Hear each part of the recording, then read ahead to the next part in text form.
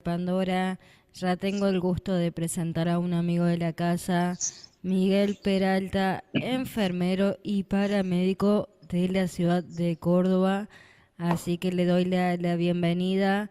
Y en el día de hoy, en la semana de la muerte súbita, nos trae para que conversemos sobre este tema. Así que bienvenido, Miguel, ¿cómo andás? Gracias, mi querida, gracias gente, gracias a la audiencia. Sí, estamos en lo que es la semana de la prevención de la muerte súbita.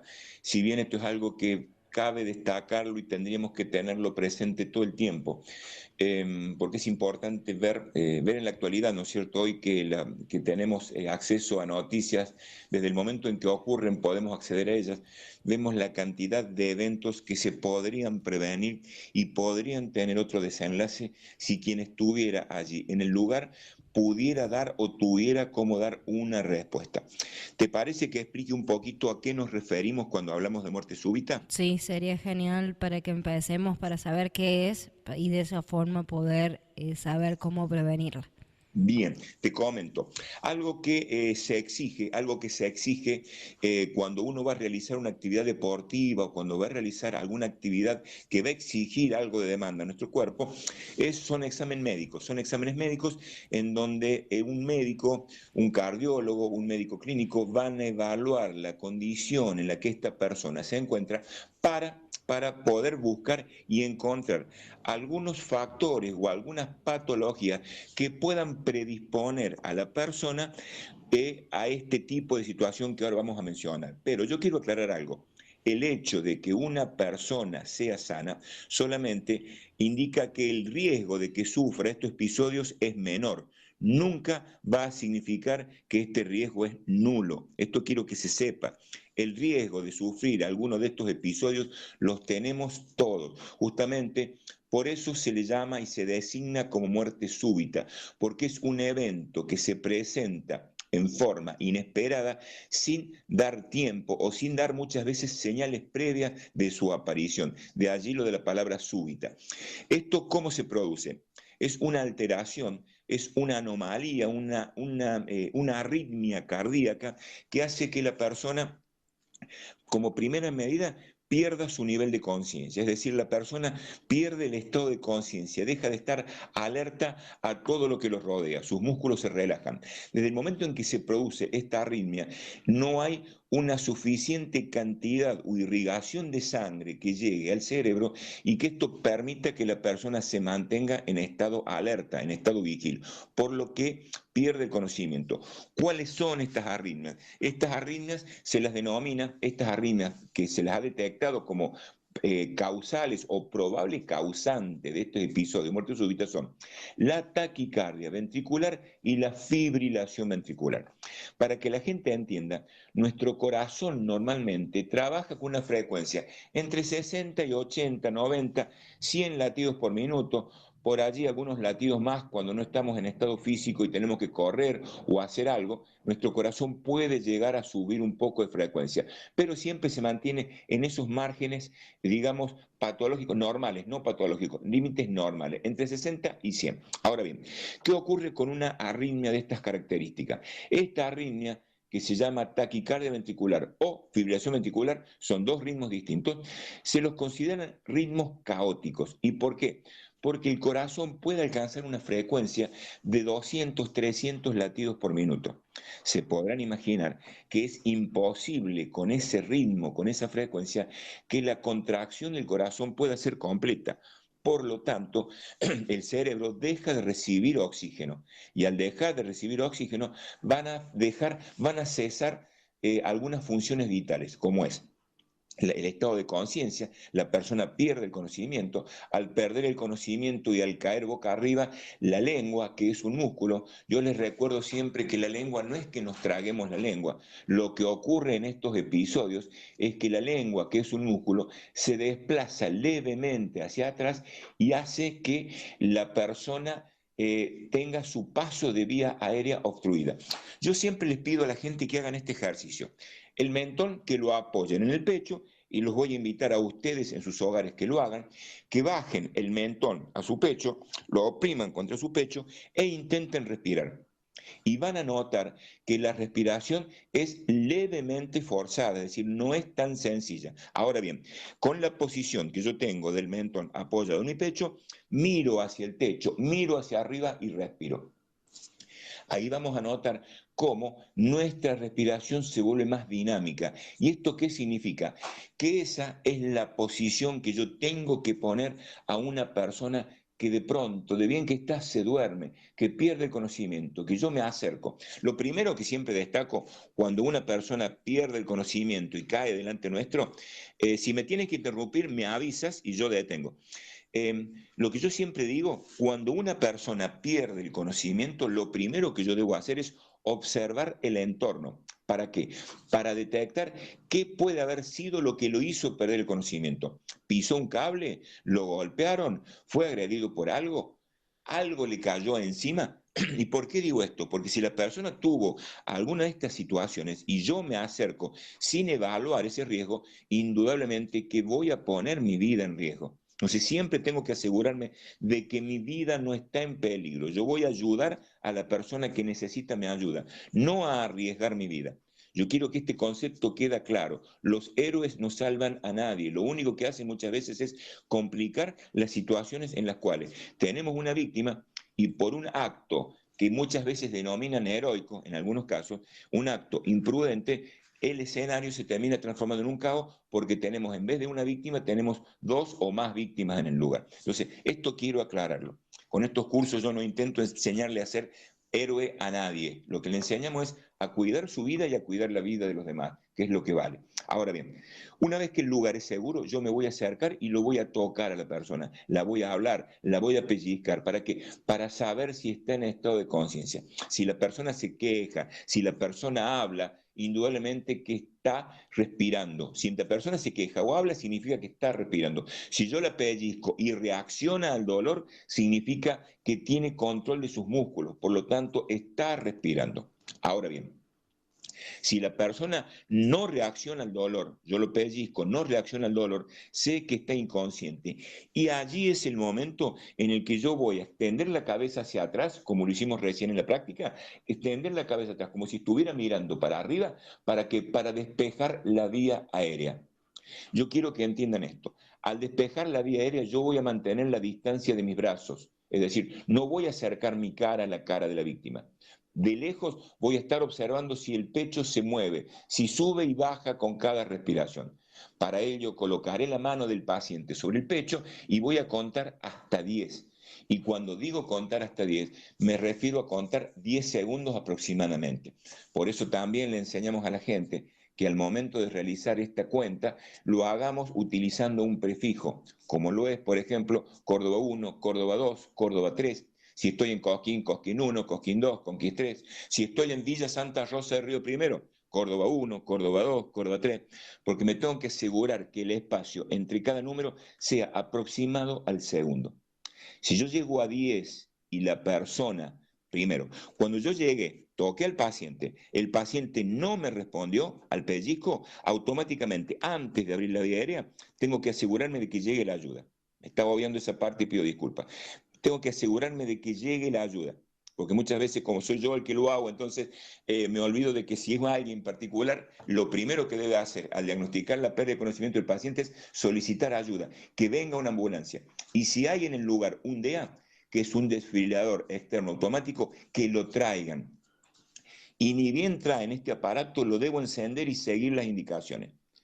¿Por qué motivo? ¿Se acuerdan que yo les decía que había dos ritmos que producen este episodio de muerte súbita, que es fibrilación ventricular y taquicardia ventricular? Bueno, esos dos ritmos, si yo tengo un desfibrilador dentro de los primeros 10 minutos de que la persona perdió el conocimiento, 10 minutos de que la persona perdió el conocimiento, la presencia de ese dispositivo, que es desfibrilador externo automático, conocido como DEA, la presencia de ese dispositivo me asegura que hay más de un 80-85% de probabilidad que el paciente salga de ese episodio. Fíjense en ustedes la importancia de tener una zona cardiosegura.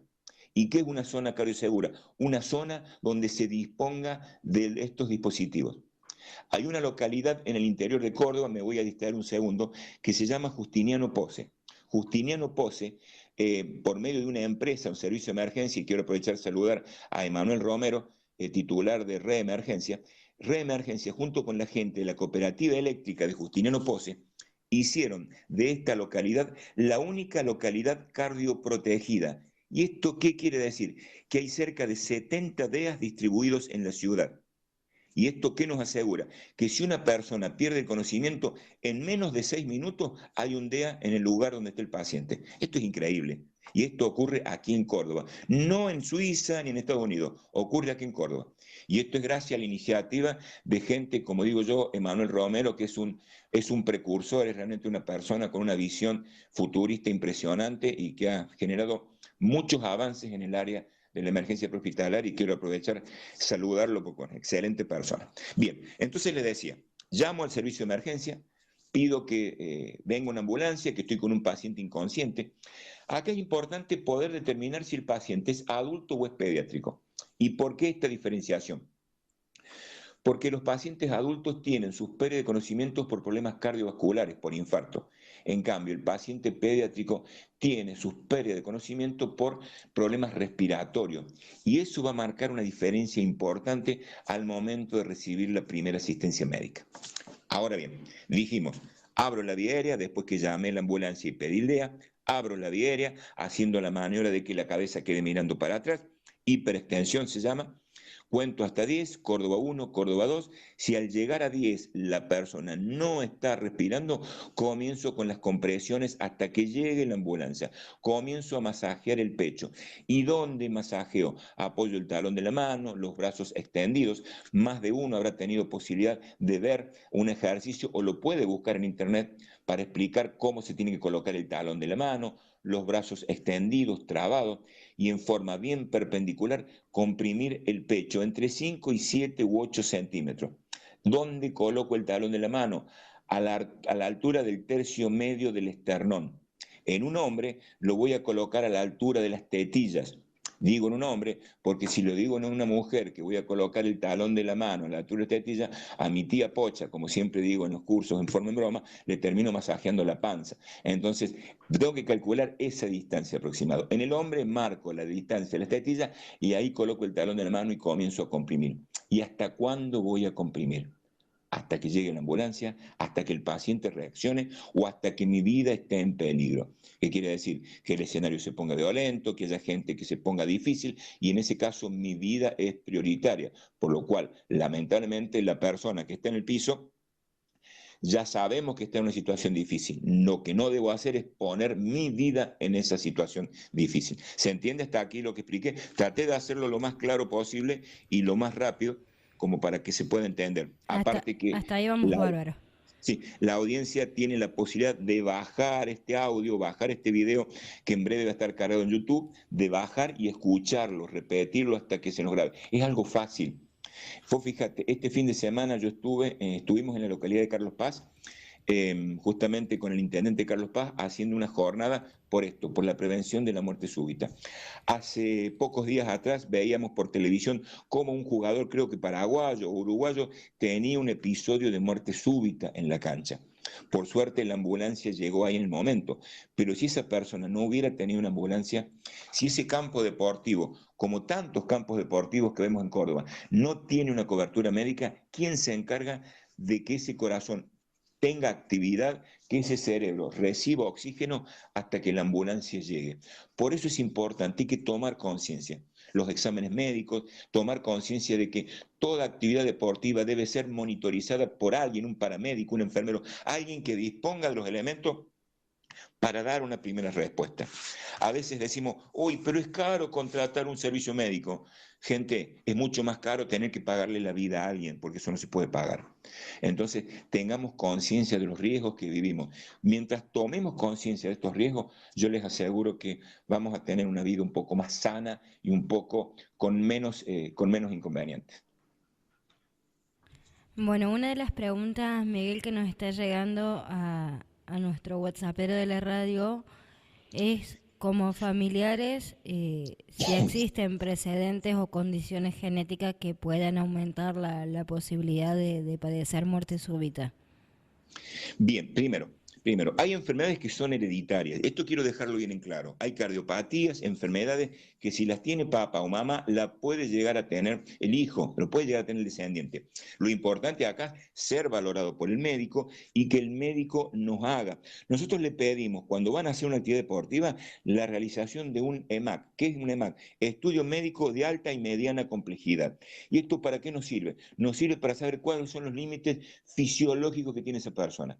¿Para qué? Para saber hasta dónde uno puede exigirle a esa persona.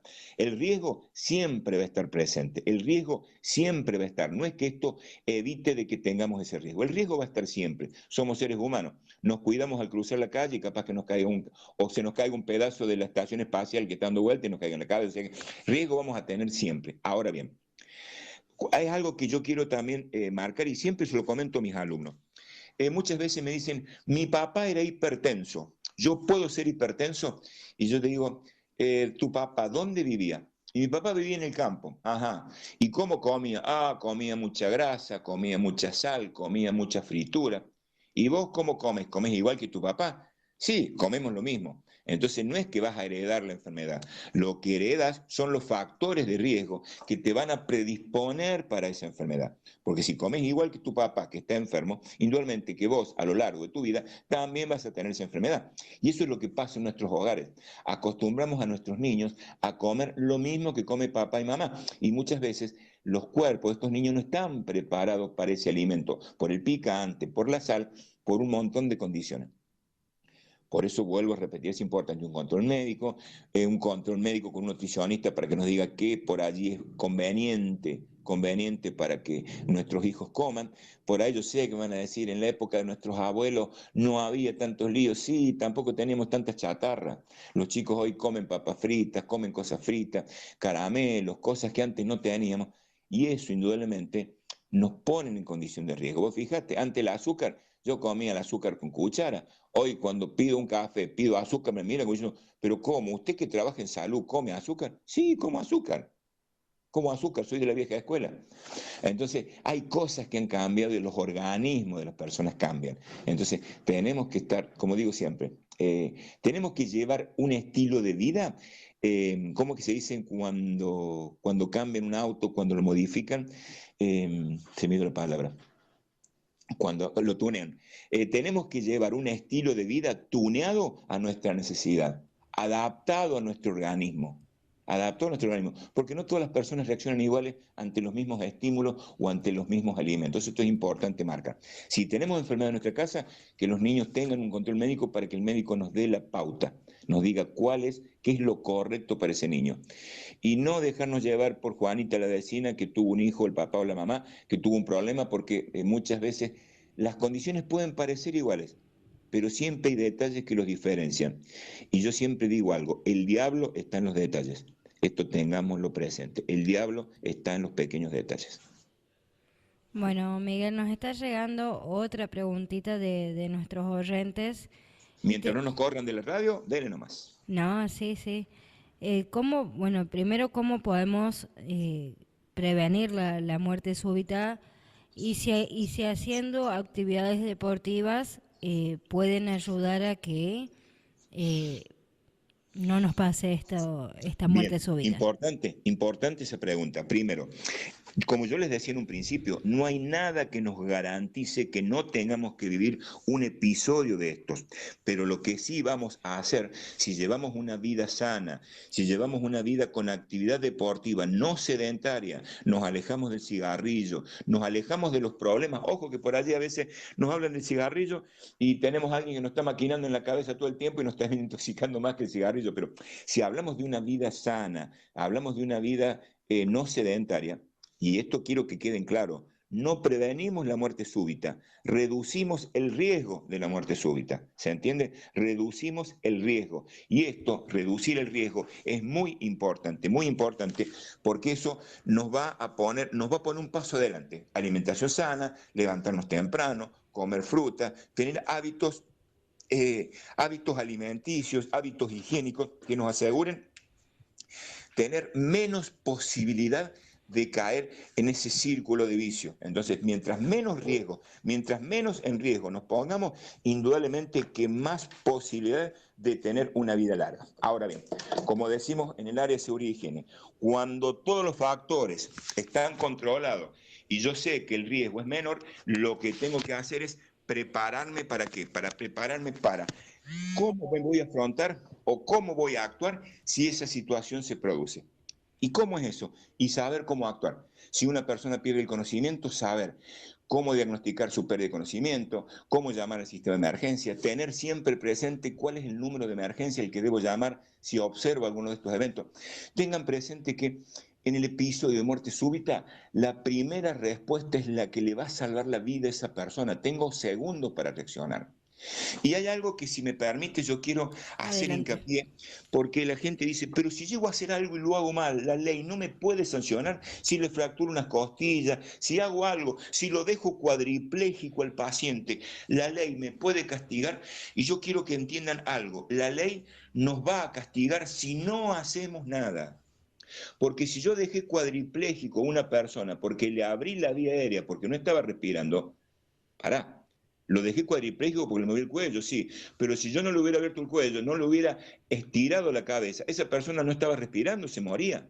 Entonces, siempre se prioriza la vida, siempre priorizamos la vida. Evitamos realizar maniobras si no sabemos cómo hacerlas, por eso es importante. Pero si yo estoy en el lugar y observo un accidente, el hecho de tomar el teléfono y activar el sistema de emergencia me está poniendo en una situación de que yo no estoy abandonando a la persona. Y recuerden, la ley castiga al que abandona. Artículos 106, 107 y 108 del Código Penal. O sea, toda persona que deje en situación de abandono a otra persona podrá ser castigada por la ley, bla, bla, bla, y tiene un párrafo mucho más largo. Está visto en la ley el castigo a la persona que no hace nada por ayudar a otro. No hay una ley que castiga al que haga algo mal. Porque si no, como bombero me hubieran hecho 1000 juicios por romper auto, por cortar un pantalón, por romper una camisa. Sin embargo, nada de eso prospera porque está en prioridad la vida de la persona. Esa es nuestra prioridad, la vida. Por eso, siempre podemos, la ley nos facilita el hecho de poder causar un daño menor para evitar un daño mayor. ¿Cuál Y es ese daño menor? El que sea necesario para yo poder brindar asistencia. Vos fijate, por ejemplo, con un ahogado. Si el ahogado intenta ahogar al que lo está rescatando, ¿cuál es la acción que tiene que realizar el rescatista? ¿Ustedes la saben? no, yo no. Dormirlo de una trompada Ah, o ahogarlo, para que pierda el conocimiento y poder sacarlo. Eso es por lo general lo que hacemos, no le vamos a pegar trompada, no agarramos. Si es más picante que nosotros los puños, terminamos perdiendo.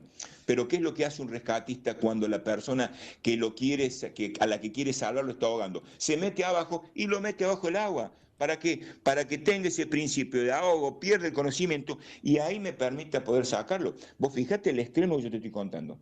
Pero ¿por qué se hace eso? Porque lo prioritario es la vida. Podemos causar un daño menor para evitar un daño mayor. ¿Cuál es el daño menor?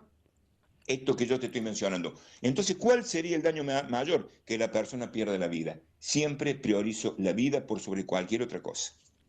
y si quebramos una costilla en el camino, es preferible salvarle la vida y no, Amor, yo y estoy no en correr el riesgo emergencia, de muerte.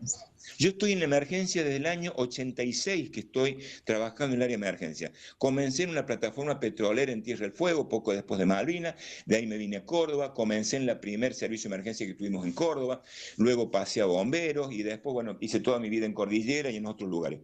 ¿Sabes cuántas costillas he quebrado? Ya perdí la cuenta. Los primeros años las contaba, ya después dije no, porque lo importante acá es que el paciente esté una semana más internado recuperándose por la costilla a que tenga todas las costillas sanas en un cajón.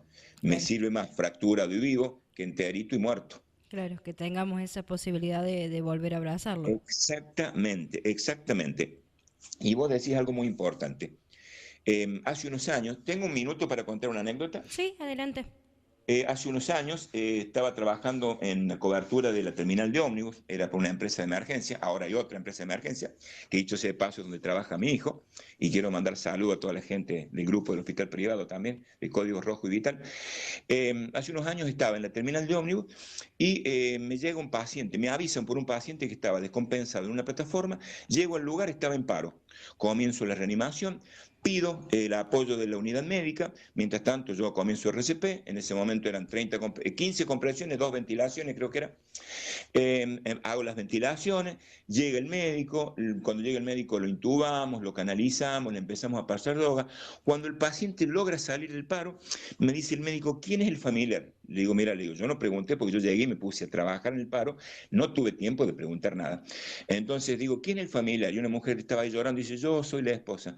¿Qué antecedentes tiene su esposo? Y me dice la señora, mi esposo está en quimio por un cáncer terminal de pulmón. Me dice, justamente ahora íbamos al hospital italiano para hacerse la quimioterapia. Me mira el médico y me dice, mira lo que salvaste. Así en voz baja, ¿no?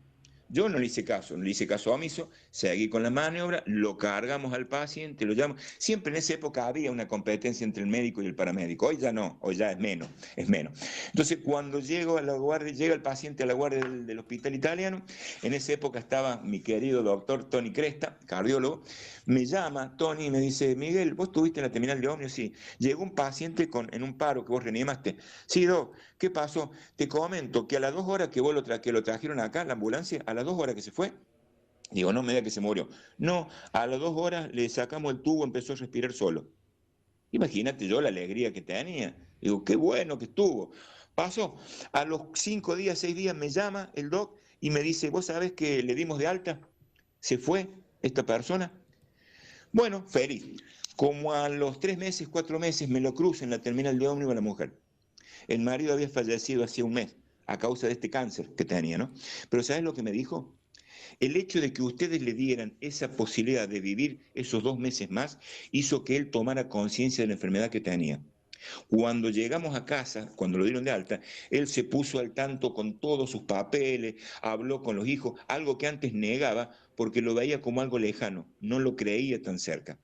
Y después que vos le diste esa oportunidad de vivir, que nosotros le dimos oportunidad de vivir, el paciente tuvo la fuerza suficiente y la claridad para decir, no, tengo que aclarar mis cosas, tengo que despedirme de mi familia y prepararlo, porque la muerte, sin lugar a duda, es algo que puede llegar a ocurrirme. Vos fijate lo importante que fue haber reanimado a esa persona, aunque tuviera una enfermedad que fuera terminal.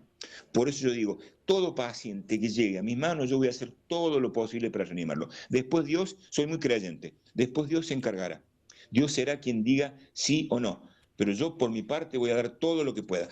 Si Dios no quiere, como una vez me dijo un párroco, estábamos dando una charla en una iglesia, y un párroco le comentó a uno de mis compañeros introductores, ¿no? Le dijo, pero ¿y si Dios no quiere? Si Dios dijo que ese paciente llegue su vida hasta ahí. Y mi compañero, mi querido Darío, lo mira el cura y le dice al párroco, y le dice, padre, si Dios no quiere, primero, no va a dejar que yo llegue con la ambulancia, me va a pinchar una cubierta, no me va a dejar que lo canalice, no lo voy a poder intubar. Dios tiene 1000 opciones para decirme, no, este paciente no salga. Ahora, si yo puedo llegar, si yo puedo canalizarlo, si yo puedo intubar y si yo puedo reanimar, es porque Dios está de mi lado. Entonces voy a poner todo lo que tenga que poner para salvar a ese paciente.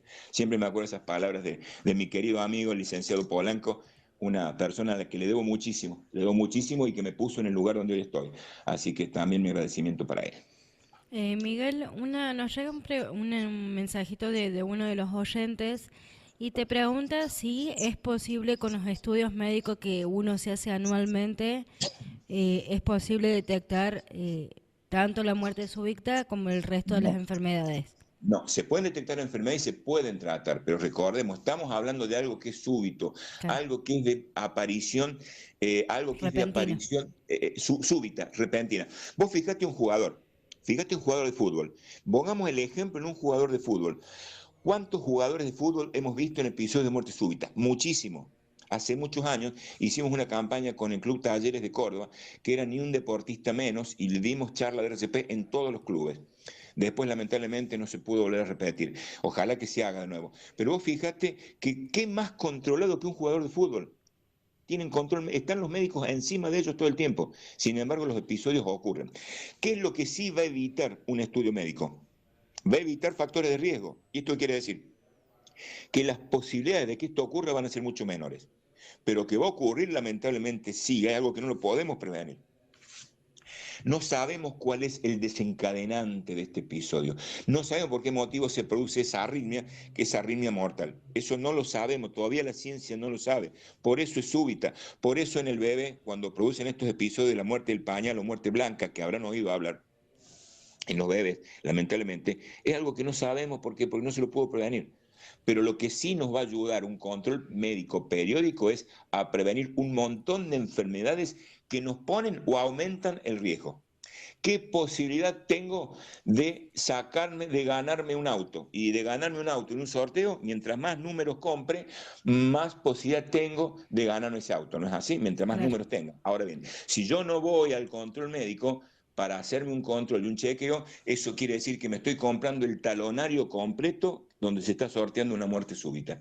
Y yo creo que nadie va a querer comprar el talonario. Por eso es importante el exactamente. control. Bueno, Miguel, desde la producción me avisan que nos estamos quedando sin tiempo. Te agradezco que siempre estés con nosotros. Es importante que prevengamos, que seamos conscientes de que tenemos que ir al médico. Así es, vayan, consulten al médico, no se dejen estar. Hay cosas que se pueden detectar y diagnosticar a tiempo y evitar problemas después. Cuando la persona que está enferma no quiere ir al médico, yo siempre digo, bueno, tarde o temprano vas a ir. Podés ir por tus medios o podés ir cuando estés inconsciente y ya no tengas poder de decisión. Seamos inteligentes, evitemos esa decisión terminal de que nos lleven inconscientes. Vayamos mientras podamos entrar por la puerta. Gracias para todos, que tengan una semana bendecida. Gracias, millón de gracias a la radio por darme esta posibilidad y permitir que nuestra gente pueda recibir estos consejos. Muchísimas gracias. Y Gracias les a recuerdo vos. mi canal en Sí. TikTok, Consejos que Salvan Vidas. Así pueden ver todos estos videos y otros. Bueno, y después quiero que la semana que viene también hablemos un poco de lo que ya nos venías anticipando de todas las actividades que vas a realizar vos. Listo, muchísimas gracias, querida. Gracias, Miguel. Muchísimas gracias.